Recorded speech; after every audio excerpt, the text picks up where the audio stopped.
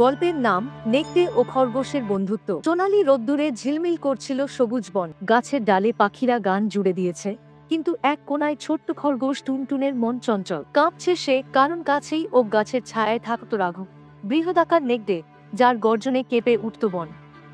আগে সে ছিল হিংস্র, শিকারে মত্ত, কিন্তু আজ রাঘবের চোখে আগের সেই আগুন নেই, শুধু একাকিত্বের নিঃসঙ্গ ছায়া।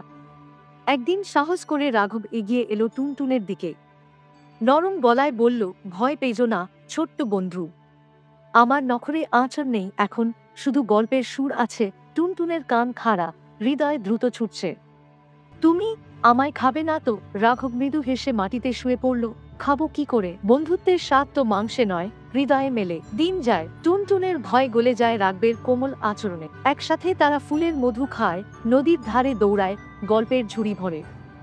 রাঘব শেখায় কিভাবে তারার গাছ চিনতে হয়, টুনটুন শেখায় নরম ঘাসে লুকানোর কৌশল। বনের গভীরে তাদের হাসি গুঞ্জরিত হয়। কিন্তু এক বিকেলে বাঘ, ভালুক, হরিণরা রাঘবকে ঘিরে ধরে। বাঘ গর্জে ওঠে, নেকটের পোশাকে কি ভুলে গেছে? এ তো তোমার শিকারের ছানা। রাঘব শান্ত মাথা উঁচু করে বলে, বন্ধুর নামে শিকার হয় না। আমার ক্ষুধা ছিল আগে, এখন তৃষ্ণা শুধু স্নেহের। বনের পশুরা নীরব। পরদিন দেখা যায় ছোট্ট একটি হরিণ শিশু বাঘের পাশে ঘাস খাচ্ছে। ভালুক আর খেঁকশিয়াল একই গাছের ফল ভাগ করে। রাঘব টুনটুনের বন্ধুত্ব যেন বনের বুকে রঙিন পালক এঁকে দেয়।